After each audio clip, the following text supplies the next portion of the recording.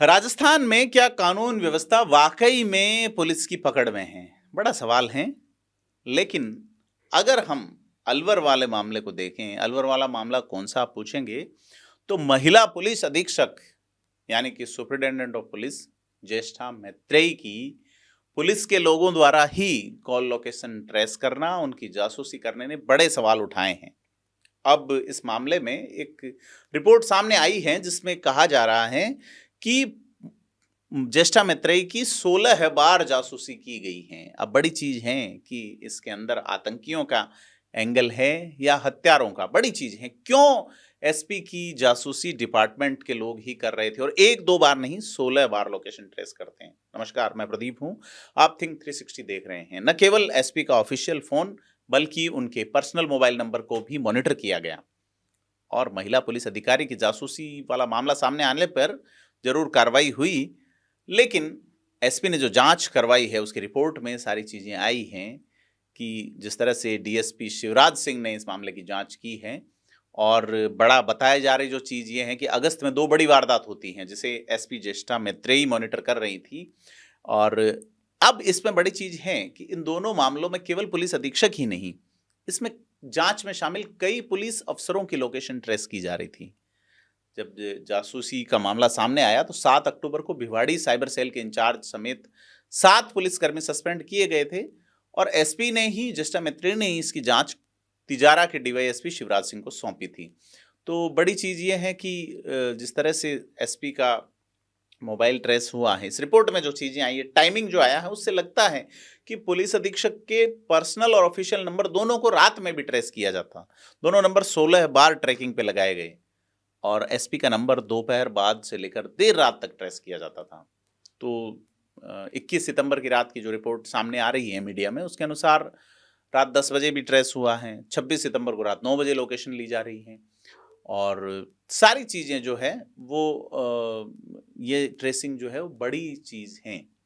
तो सारी बातें अगर, जैसे मैंने कहा, 2 बड़ी वारदात, जो कि भिवाड़ी में कमलेश ज्वेलर्स के मालिक जय सिंह की हत्या मामले में एसपी ने अपने कार्यालय में तैनात डीएसपी रामकिशन के नेतृत्व में टीम बनाई थी और इन टीमों को तिजारा एसएचओ हनुमान यादव, टपुकड़ा एसएचओ भगवान सहाय, DST in charge Prakash Singh, sub inspector Dara Singh Meena और मुकेश कुमार लीड कर रहे थे। सभी टीमें अलग अलग जगह दबिश दे रही थी और 26 अगस्त को आरोपी सरेंडर कर देता है। तो बड़ी चीज ये है कि जब डीएसटी के इंचार्ज प्रकाश सिंह दिल्ली रवाना होते हैं उसी समय उनकी लोकेशन ट्रेस की जाती है।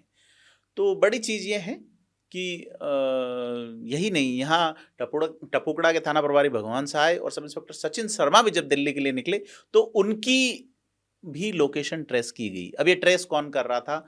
जो डिजिटल सेल या साइबर सेल है उसका इंचार्ज श्रवण जोशी उसको ट्रेस कर रहा था। अब बड़ी चीज एक और अगर बात करें तो इस ज्वेलर जयसिंह हत्याकांड से ठीक एक दिन पहले दिल्ली से आई एनआईए की टीम ने भिवाड़ी के चौपानकी में अलकायदा का ट्रेनिंग सेंटर पकड़ा था और 7 संदिग्ध गिरफ्तार किए थे। चौंकाने वाली बात यह है कि इस मामले में जांच के लिए पहुंचे भिवाड़ी एसएचओ देवेंद्र शर्मा की लोकेशन भी साइबर सेल से ट्रेस की गई और तिजारा डीवाईएसपी ने इस रिपोर्ट में इसका भी हवाला दिया गया। तो बड़ी चीज है कि साइबर सेल का इंचार्ज श्रवण जोशी बिना परमिशन पुलिस अधिकारियों की ट्रेस करता है लोकेशन। तो हो सकता है इसके जरिए बदमाशों की मदद की जा रही हो, लेकिन वो बदमाश कौन हो सकते हैं? क्या वो आतंकी हैं, क्या वो हत्यारे हैं, या ये मामले राष्ट्रीय सुरक्षा से जुड़े भी हो सकते हैं? ऐसी आशंकाएं बन रही हैं। तो सारी चीजें हैं। बताया जा रहा है कि किसी अन्य पुलिस अधिकारी के कहने पे गैरकानूनी तरीके से एसपी और अन्य पुलिस अधिकारियों की लोकेशन ट्रेस करवाई गई है। हालांकि रिपोर्ट में किसी अन्य अधिकारी का नाम नहीं है, क्योंकि 2 अक्टूबर को एसपी ज्येष्ठा मैत्रेयी को उनको लोकेशन ट्रेस होने का इनपुट मिला। उसी दौरान उन्होंने साइबर सेल में हेड कांस्टेबल अवनेश को बुलाया और इसके बाद एसपी ने 7 अक्टूबर को साइबर सेल के इंचार्ज श्रवण जोशी, जो सब इंस्पेक्टर हैं, head constable Avnesh, constable Rahul, Satish, दीपक, भीम और रोहतास को सस्पेंड कर दिया। तो बड़ी चीज ये है कि उन्होंने श्रवण जोशी को जब मामला खुलता दिखा तो उसने सबूत मिटाने की कोशिश की। उसने लोकेशन जानने के लिए साइबर पोर्टल को भेजे गए व्हाट्सएप मैसेज डिलीट कर दिए। उसके बाद व्हाट्सएप वापस इंस्टॉल किया, और इन्वेस्टिगेशन से पकड़े जाने के लिए उसने ई सिम को फिजिकल सिम में बदल लिया। हालांकि जोशी ने डीएसपी को बताया कि वह जल्दी घर जाना चाह रहा था, इसलिए एसपी की लोकेशन ट्रेस कर रहा था। बड़ी चीज़ ये है कि आप देखना चाह रहे हैं कि आपके अधिकारी कहाँ हैं, तो इसने पूरे पुलिस तंत्र पे सवाल उठाए हैं। आपको मैं बता दूं कि पुलिसिंग का जो सिस्टम है, हमारा जो पुलिस एक्ट है जिसके तहत पुलिसिंग कार्रवाई करती है, या फिर सीआरपीसी की बात करें जिसके तहत पुलिस का एक प्रोसीजर कोड चलता है, दो तीन चीज़ें हैं कि आईपीएस जो हैं वो हिस्सा पुलिस का है, लेकिन पुलिस की मॉनिटरिंग अथॉरिटी है। आईपीएस डायरेक्ट इन्वेस्टिगेशन ऑफिसर नहीं होते, एडिशनल एसपी से अधिक जांच की जो है वो क्षमताएं उनकी नहीं होती पुलिस एक्ट में या सीआरपीसी में जो। तो बड़ी चीज़ ये है कि एसपीज अपने आप को पुलिस का हिस्सा मान लेते हैं। आप अगर पुलिस विभाग का स्ट्रक्चर देखें तो पुलिस में कई सारे लेयर्स हैं। सबसे पहला जो इकाई वो थाना है, पुलिस थाना, और पुलिस थाना जिसके अंडर चौकियां होती हैं या फिर बीट में बांटी हुई चीजें होती हैं, लेकिन पहली इकाई सबसे मजबूत अगर पुलिस का कोई स्तंभ है या इकाई है तो वो थाना है। थाने के ऊपर सर्किल होता है, सर्किल के ऊपर एडिशनल एसपी सर्किल होता है, फिर एसपी होता है, और उसके ऊपर आईजी, फिर एडीजी, डीजी, और उसके अलावा विजिलेंस, एसीबी, सीबीआई या पुलिस के खुद के अधिकारी, बड़े अधिकारी और अलग अलग वर्ग। आप बिलीव करेंगे कि पूरा मामला जो है वो उस थाने की मॉनिटरिंग के लिए होता है। पूरा सेटअप 7 से 8 या उससे भी ज्यादा लेयर्स होती हैं कि थाना कहीं गड़बड़ नहीं कर रहा है, पुलिस वाले कहीं गड़बड़ नहीं कर रहे हैं। तो आईपीएस का काम मॉनिटरिंग है।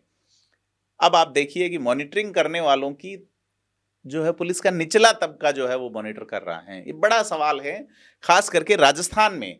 और इसमें क्या नजीर देगी भजनलाल शर्मा की सरकार की? आप एसपी के भरोसे ही तो सीएम या सरकार जो है जिला चलाते हैं, और एसपी ही जिसके, और ये दूसरे जिलों में नहीं चल रहा है, इसके क्या सबूत हैं? क्या राजस्थान सरकार ने इस मामले से सबक लेते हुए दूसरे जिलों में जो साइबर सेल हैं उसकी खंगाली है क्या?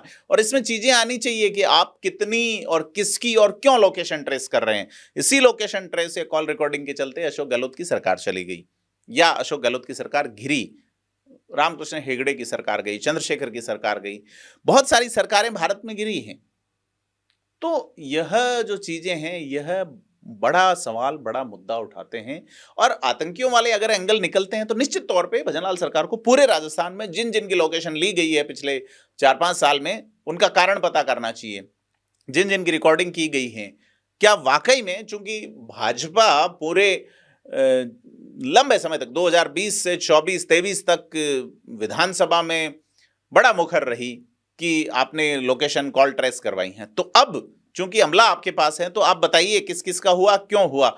लेकिन लगता नहीं, वही जैसे हम बात करें एक स्पीच अगर हम विधानसभा में सुने देवी सिंह भाटी का, तो कहते हैं नागनाथ और सांपनाथ वाली बात तुम्हारी पांचों की पांच घी में है, आप कभी प्रेसिडेंट पढ़ेंगे तो देख लेंगे।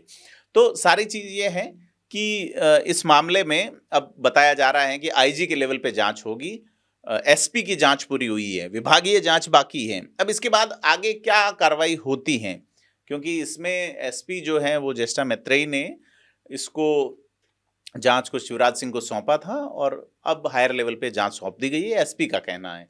तो सारी चीजें कुल मिला के जो है वो बड़ा सवाल उठाती हैं राजस्थान के पुलिसिंग सिस्टम पे, राजस्थान के पुलिसिंग की नीयत पे, और राजस्थान की पुलिसिंग में भी उसको जब ये दुनिया ही डिजिटल एरा में चल रही, हर क्राइम डिजिटल से खुल रहा है, मर्डर हो रहा है लोकेशन ट्रेस से खुल रहा है, डिजिटल क्राइम अपने आप में तो हो ही रहे हैं, लेकिन प्रत्येक क्राइम जो है वो एक, और चूंकि अभी नया जो भारतीय न्याय संहिता लागू हुई है या प्रोसीजर का जो नया कोड लागू हुआ है, उसमें तो डिजिटलाइजेशन को बड़ी प्राथमिकता दी है।